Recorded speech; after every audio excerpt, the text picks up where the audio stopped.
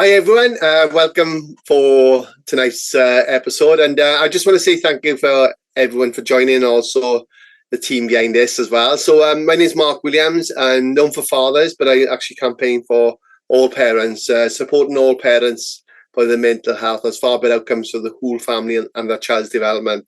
So my work is known for fathers because obviously back when I started, there weren't much awareness or understanding about perinatal mental health for fathers. So obviously I'm an author, published author. I work with Dr. Jane Hanley and other professionals over the years and come from a lived experience as well. So I'm going to share this story, how I started, and also the growth in it, and also the research around why we should be looking at fathers as well. So my name is Mark Williams, and I'm from a Valleys community. I was man up, get on with it, that sort of thing growing up. And my father was a miner, my grandfather was miners. And I didn't know at the time in school, obviously, I was diagnosed at 40 years of age, but obviously in school I had ADHD and dyslexia. So that impacted on my own self-belief and I left school at 15, no qualifications. And what we got to think about parents is a lot of parents may have a past history of anxiety, depression, or bipolar, schizophrenia, neurodiversity, that sort of thing. So that's something to be aware of before we become parents as well. My journey really started in mental health when my wife went through a traumatic birth. 22 hours labour, I remember, the doctors come rushing in and they said, Mr. Williams, your wife needs emergency C-section. We need to get into theatre quick. And it's the only time I actually had a panic attack. I honestly thought my wife and baby was going to die in that situation. And when I went to theatre, what I witnessed, which I won't go too much into, but what I know now is my wife went through PTSD. And so PTSD is an anxiety disorder, they're witnessing or experiencing a life-threatening event. So a lot of fathers and birthing partners, they obviously exposed to that, and a lot of them don't get that support afterwards as well. So after a couple of days, my wife was really unwell on the ward, and basically I was expecting the three of us to leave that day, but only myself. And then it went down a different path where my wife became very unwell and tried to take her life. And Michelle didn't ever suffer from any depression or anxiety up to that point, I should say. But basically, I was expecting to be back in work in 2 weeks. I was self-employed, the mortgage pay money coming in, one coming in, obviously, and the isolation, loneliness, because I was home for 6 months caring for my wife, where there should have been a proper mother-baby unit for her, but not because she had postpartum psychosis or peripartum psychosis, but she wasn't safe. And so back in nearly 20 years ago, there was no perinatal mental health services. So my wife was on a ward with people with schizophrenia, bipolar, PTSD. She was the only mum on the ward. But we had a really good lady, CPI nurse, Gail James, and she basically set up the first NHS special service in Wales after my wife and other mothers went through. And so a lot of good things came out of something bad.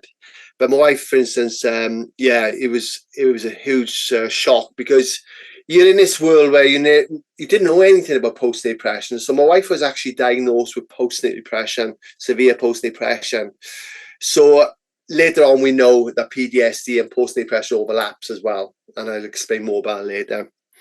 So my own mental health was starting to deteriorate then as well. I didn't get this initial bond, I was expecting this overwhelming feeling of love and come straight away. But when you look at the science around fatherhood, it does take a bit longer sometimes for fathers.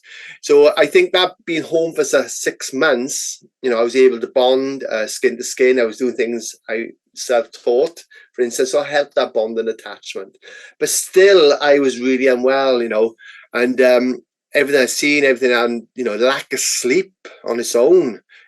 As parents, we don't talk about enough. Severe lack of sleep can cause, psychosis as well, can't it? So there was a range of reasons why I was starting to get depressed in the postnatal period. Undiagnosed ADHD, lack of sleep, just witnessing a traumatic birth, isolation, loneliness, money worries coming in, suppressing those feelings. And then I was starting to act differently, like avoiding situations, using alcohol. So from the outside world, when I was having bad days, it looked like I wasn't being there, but I was so overwhelmed I couldn't cope where everything was going on in a short space of time as well. So my story goes on, and you can actually see other things online about my own personal story. But what I will say is it changed me as a person. I wasn't the same person going back into my role. And I started changing my job role then. I was in sales and marketing, probably earning more money 96 than I am now, but I had more purpose then. I was like, for instance, okay, I want to change my career. So I went back to the youth club that helped me as a child. And then, unfortunately, there was a lot of young suicides in the press in Bridgend and the local area. And I started going on suicide assist courses, mental health courses, started working project, forensic wards, and all. I've seen a witness. Gosh, I've seen a lot of horrific things over the years in different projects, but still to this day, thinking my wife and baby was going to die in front of me was still absolutely horrendous for me and a lot of, especially my wife, of course. So I changed, but I wasn't, again, like mentioned, I wasn't the same person, and I was having my days, and my story does get better. But what I say, I lost my grandfather with dementia, which I was caring for with my family. My mother had cancer within 6 weeks each period. My mother's fine now, but everything I dealt with, everything I experienced as a new father, everything came to a head. And I was physically fit during that time. I was doing a lot of kickboxing, but it was impacting my physical health. And these are some of the signs we've got to look out for, nausea to fix. So your mental health can impact on your physical health massively as well. And I had a breakdown. And like in the postnatal period, I was avoiding situations. I couldn't tell my wife how I was feeling because I didn't want to impact on her mental health. I'd drive in the woods and sleep in the car. Depression made me the biggest liar ever. Really took hold of me as well, massively. So I'm in the gym one day, and 8 weeks into my recovery, I was for medication counselling, and after being in a community mental health team, diagnosed after 3 years with ADHD. But what the turning point was, I was speaking to this guy in the gym, and I said, "Can I bother weights?" And he said, yeah, I got to go to NHS Prams. And I said, I'm working in a hospital in Cardiff. What's NHS Prams? And he said, my wife's got post-depression. I said, no way. My wife had post-depression too. No way. So all of a sudden, we opened up a conversation side by side. And it was the first time after 5 years, I realized there was another father who had the same thoughts and feelings that I did as well. And that opened up in 2010-11 to set up a group called Fathers Reaching Out, which is only to support fathers with their partners with post-depression. But what we're finding, a lot of mums who phone me up and say, Mark, I'm fine, but my partner's mental health is impacting on my mental health. He's not singing, reading, dancing, playing with the child. And when you look at the evidence, when dads are depressed, they're less likely to sing, read, dance, and play. They're less likely to follow good health guidelines like keeping the baby safe as well. So there's a range of reasons why we should be including fathers in services and asking dads about their mental health. So the biggest killing men under 45 is suicide. And when you look at maternal and the Embrace report, there's high risk of suicide in new mums. So the evidence I'll show you later on explains how high suicide in new fathers is as well. So this group went for 4 years. Dope Black Dads I worked with. I worked in different organizations over the years, different cultures, different beliefs. So I'm very person-centered approach to my work as well. I find out what our father needs and wants. And sometimes it could be a conversation. Sometimes these fathers have made plans to take their lives, and I've had to break confidentiality in that situation as well.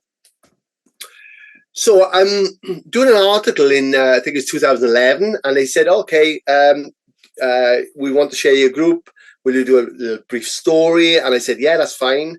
So to explain about post-depression in fathers, and you can imagine the stigma in 2011. How come men get post-depression? We weren't even talking about mental health back then, let alone post-depression in fathers. So all of a sudden I'm on TV, radio stations in the UK, and doing radio stations all over the place. And then, it just grew from there, my work. And I believe in post-traumatic growth. So a lot of people can go through trauma. And actually, like my wife now, she works in mental health. She works for charity for the last 10 years. And that was after my wife's depression came back after caring for me. And my wife was so unwell. She was in crisis team at that point in 2012. And she tried to take her life again. So this is all my work is saying, look, if we get it right during the antenatal period, the perinatal period, you know, the timeline of people's traumas, if they don't get that support, is huge. And we can lower adverse childhood experiences as well. A lot of people go for trauma as well. Domestic violence, it goes on and on. When we support all parents during the perinatal period, is huge as well. We only got to look at the 1,001 critical days as well in the baby's brain development as well in that. So yeah, so I've done obviously, known for fathers. So I started the campaign in 2013 when the only mother and baby unit closed in Wales. And I spoke up. We had about 14,000 names. And I'm pleased to say the mother and baby unit came back in Tonneneath after 7 years as well. Then I set up International Father's Mental Health Day. And then obviously the articles and the other things came out. There's a film you can see on called Daddy Blues on Amazon Prime about the father's perspective as well. So we know about perinatal mental health years, and a lot of services go up to 2 years. But I want to show you more about fathers as well. Think of mums with postnatal depression, the signs and symptoms. Is there anything that dads can't experience in there as well? Thoughts and feelings, worthiness. Every new thinking mums can dads experience that as well. The other thing is the biological risk factors, hormones, testosterone, estrogen, cortisol levels, vasopressin actually lowers during this time. So when you look at there's only hormonal, it is actually a change in fatherhoods during this time as well, massively. The study said, in a new study, that nearly a quarter of fathers suffer from depression during the perinatal period. And the old studies of years ago is 1 in 10. There was 1 in 10 for years for mums. But now when we start screening and assessing dads, we know it's far higher. And the evidence is now coming through. And these are some of the reports. 1 in 3 fathers, 2015. 73% who were worried about their partner's mental health. 39% of fathers wanted support with mental health. 62% of dads felt their mental health difficulties did get away in forging good connection with children. November doing reports now about the isolation, loneliness. A lot of mums get postpartum rage, but of course dads can have that too. It's something to be aware of as well. So why should we screen dads? Look at the evidence by year. A father is up to 47 times more risk of suicide than at any other time in a man's life. And we're not screening and assessing as well. So when you think of it, this is a study me and Scott made done, and 83% of dads felt stressed and anxious. This is about 260 dads we had, but 85% of fathers and partners weren't even asked once about their mental health. So we're not engaging with fathers, so we got the biggest risk of suicide, yet we're not engaging with dads as well. So this is the Sad Dad report, and everything briefly I've talked about impacts on children's emotional behaviours, impacts on partners. Everything is all researched now as well, massively. And this is a dad and baby. So when we start explaining about the bond and how important that attachment is, you can see how the baby's brain and the dad's brain and how it works as well. So there's a range of reasons why we should be engaging dads. We can lower the suicide rates in men especially as well. 1,001 critical days. Make sure you have a look at 1,001 critical days as well. So, like I said, that was a really short presentation, 15 minutes. And if you want to get in touch or ask me any questions, I'll respond. But like I said, my work is never about taking attention away from mum. If nobody was shouting for dads years ago, mums today, I should say, and everyone shout for dads, I'll be more known as a Maternal Mental Health Alliance. And I was part of the Maternal Mental Health Alliance when it first started as well. Thank you.